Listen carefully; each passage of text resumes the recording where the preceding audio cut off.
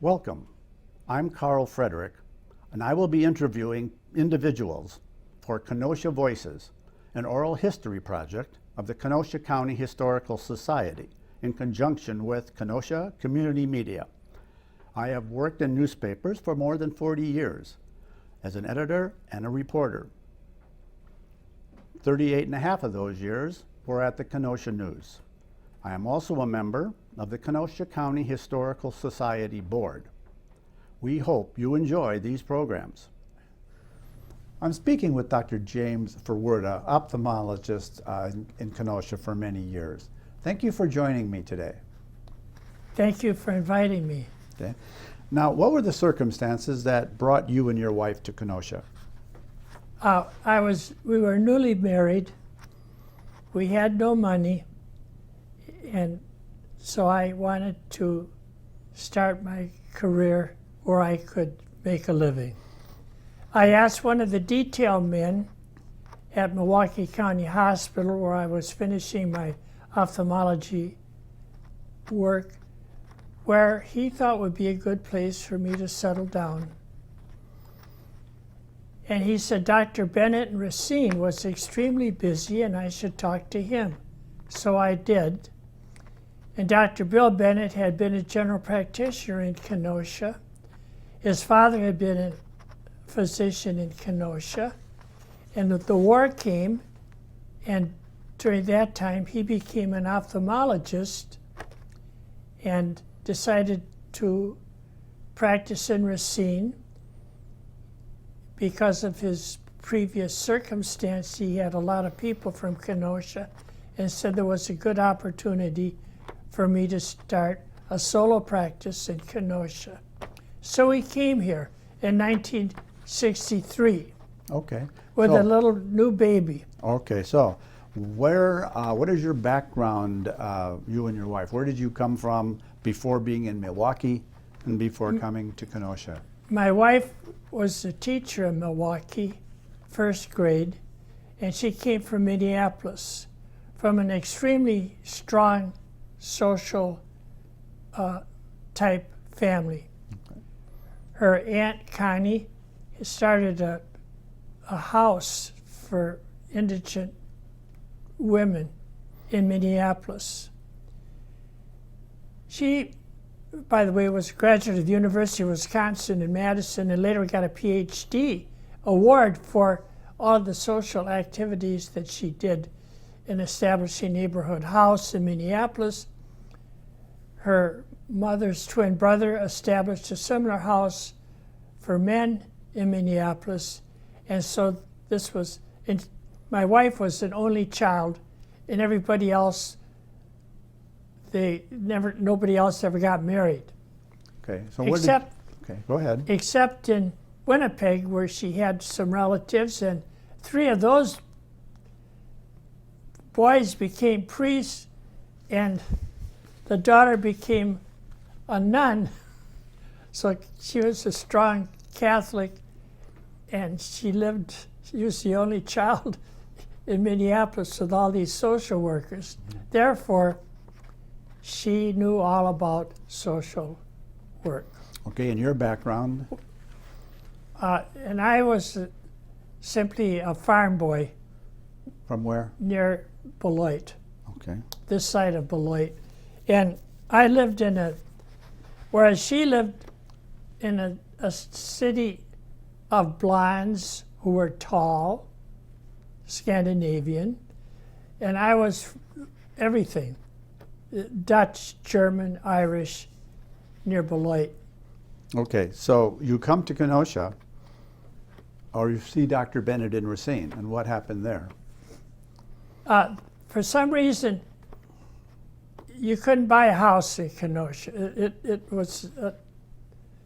There weren't many houses, and we had no money anyway, and we were lucky to find a place to rent, which happened to be in the old Italian neighborhood, which would be 22nd Avenue near 6th Street, 52nd Street.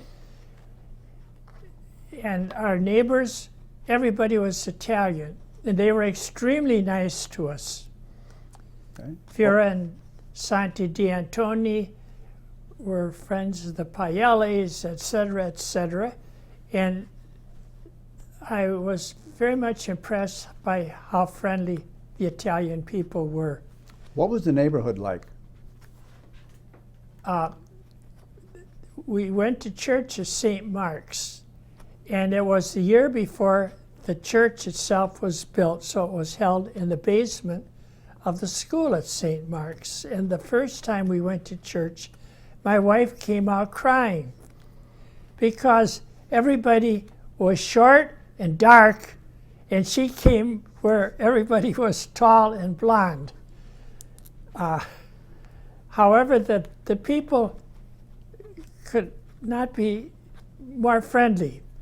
They were always inviting us for Italian food. We'd see them make Italian wine. I was very much impressed that everybody in the Italian community had gardens. They grew vegetables between their houses, by the driveway. The backyard had plum trees, was full of grapevines. Everybody made grape. Everybody invited you over. And I was very much impressed by how much more friendly the people were here than from where I came. You mentioned Sante D'Angelo. D'Antonio. He came from where in Italy, and how did he come to Kenosha? Santi was a very poor boy in Italy, east of Rome. He'd pick berries in the woods, etc. And one of his friends was Paelli, of Paelli Bakery. He founded Paelli Bakery. They both founded Paelli Bakery, but Santi later went into the chicken business. And they simply said to their parents one day, "We're going to go to America. There's no future in where we're living." That's how they came to Kenosha. Okay. Another person you met was whom?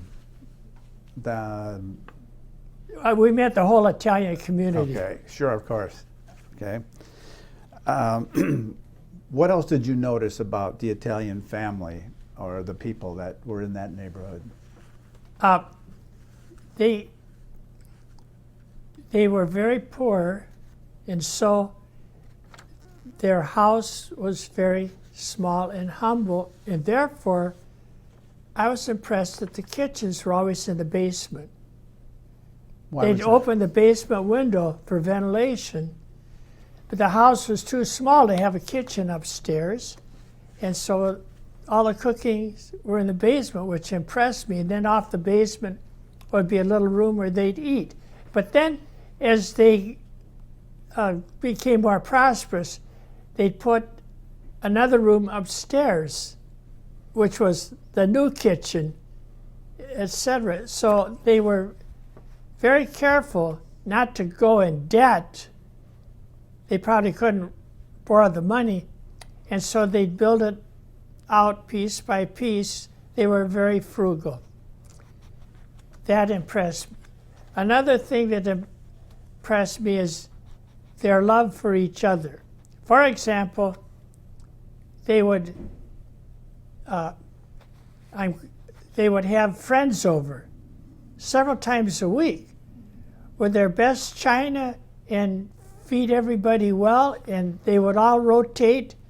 And so it was a love for each other, which impressed me because I hadn't seen that from a farm family. Another thing that impressed me, really impressed me, was the elderly lady would come in to get her eyes checked. She'd always come in with a younger man, say a grandson or so, as an interpreter. And you'd ask a question, which is better, one or two? And there'd be this long conversation. The answer would be two. And the reason for all of this was that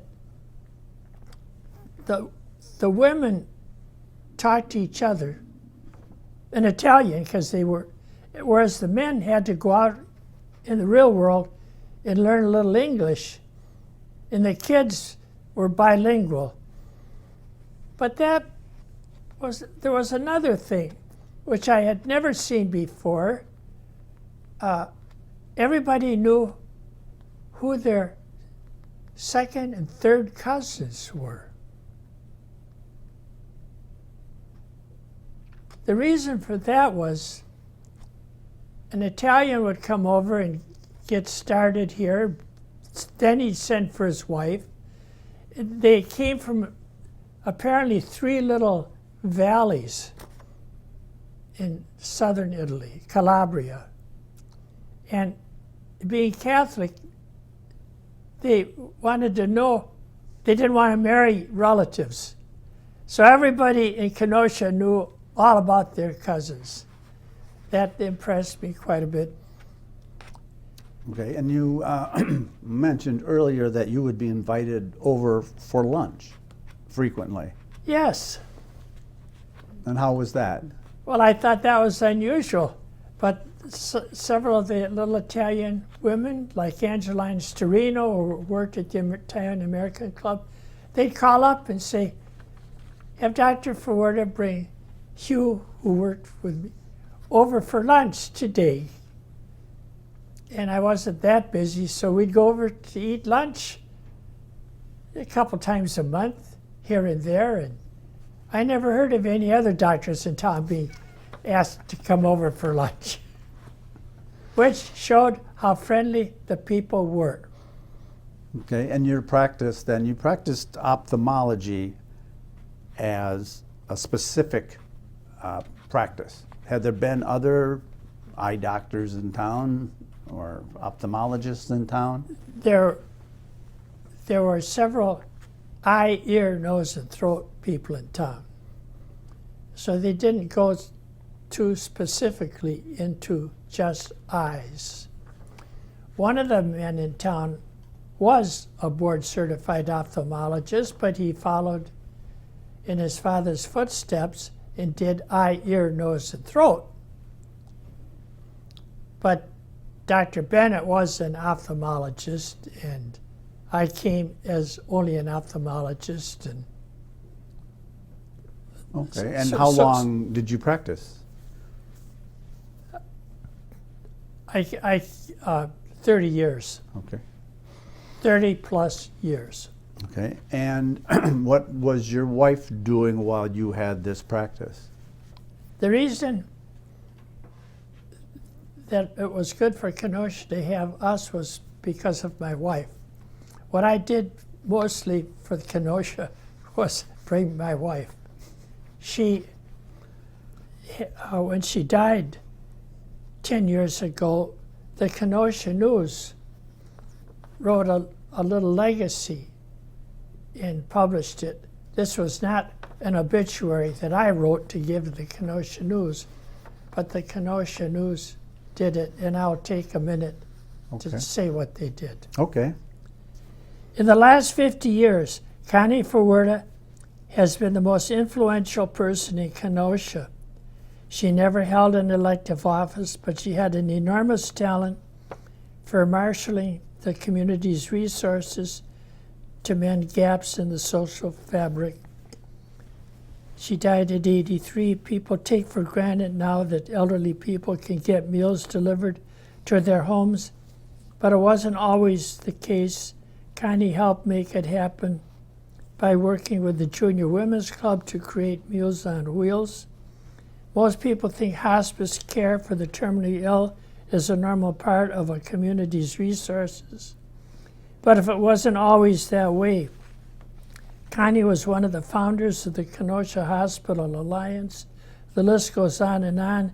She helped create the Lincoln Neighborhood Center, the Kenosha Voluntary Action Center, Kenosha Youth Development Centers, Kenosha County Home Health Aid Service, which has become the Kenosha Area Family and Aging Services. And that organization has now celebrated its 47th anniversary. She was named Woman of the Year in '74. In 97, she was given an honorary doctorate of humane letters from the University of Wisconsin Parkside. In 99, she was named Person of the Year by the Lincoln Neighborhood Center. And the list goes on. She once told a reporter that her philosophy of reaching out to the community was summed up in a campfire song with the line, "The more we get together, the happier we'll be." Her enthusiasm and smile will be missed, but because so much of her work has an ongoing impact, her presence will be felt for years to come. Therefore, I'm proud of her. She did a lot for the community. What I did for the community was minimal. I practiced ophthalmology. I was president of the Noon Lions Club twice. I served on the as the secretary of the Lions Foundation.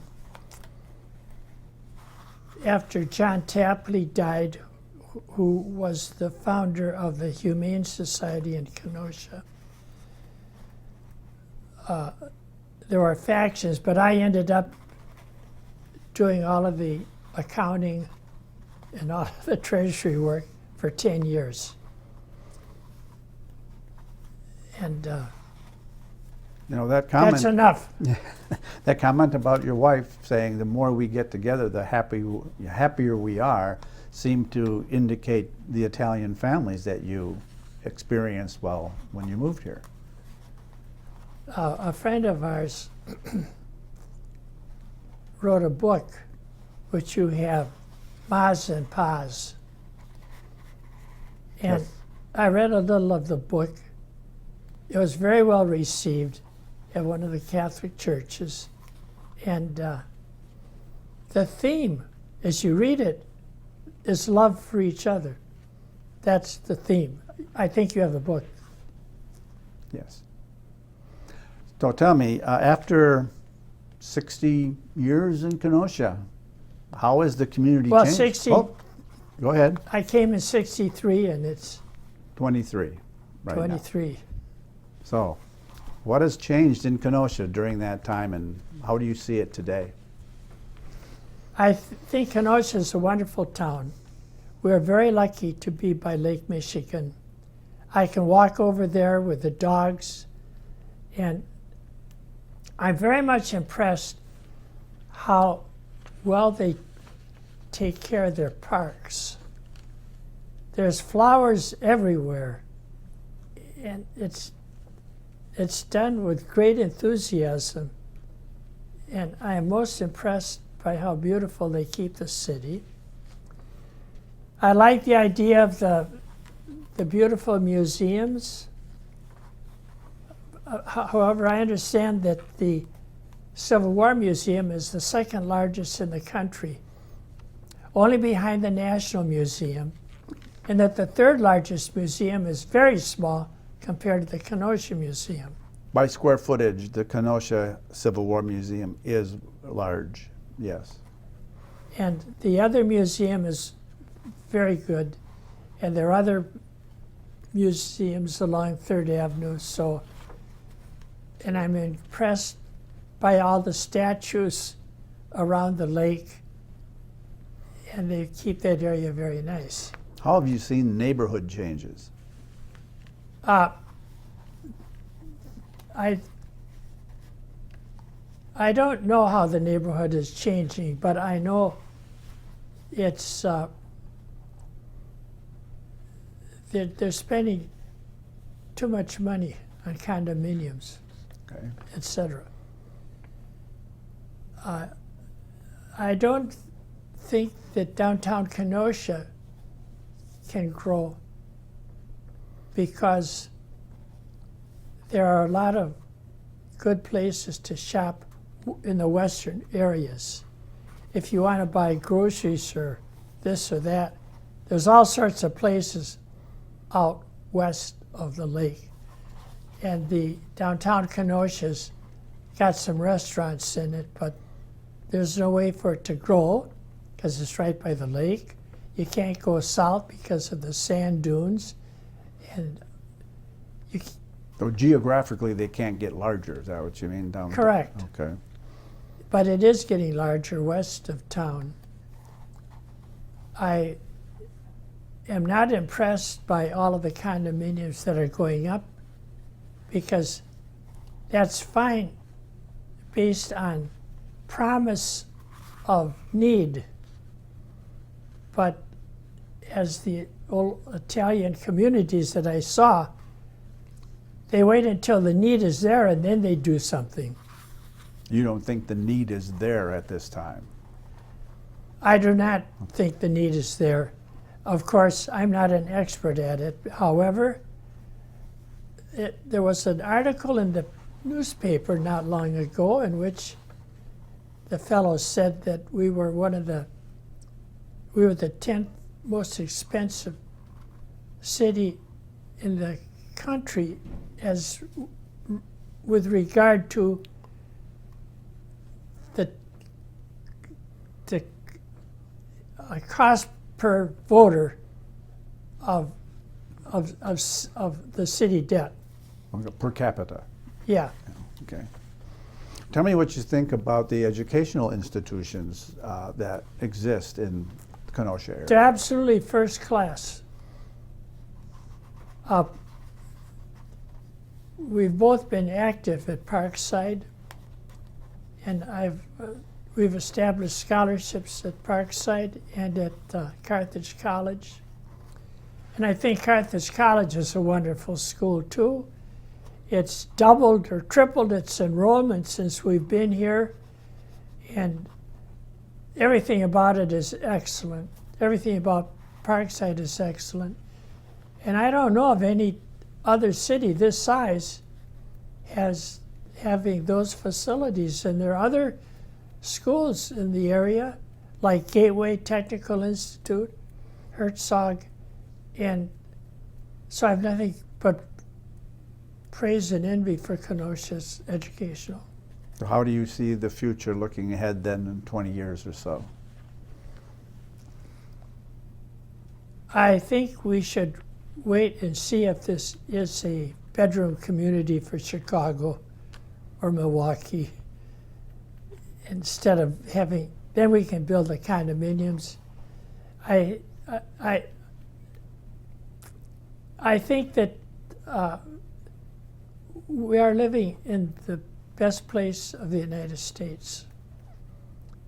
I've read recently that the water in Lake Mead, etc., is going down so fast that there won't be enough water to fill the turbines in the dams for Las Vegas, etc., within 6 years, that the Colorado River is being drained.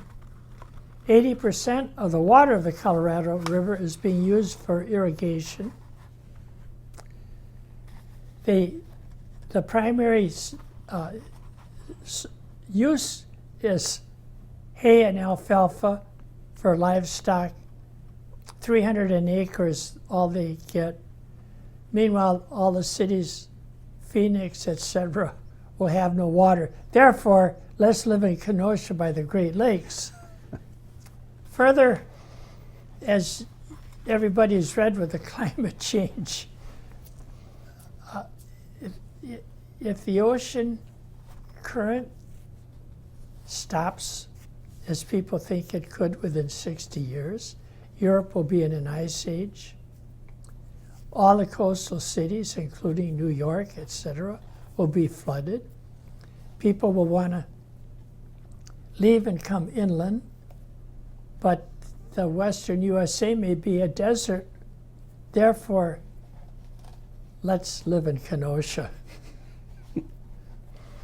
Well, thank you for talking with me today. Thank you for the time.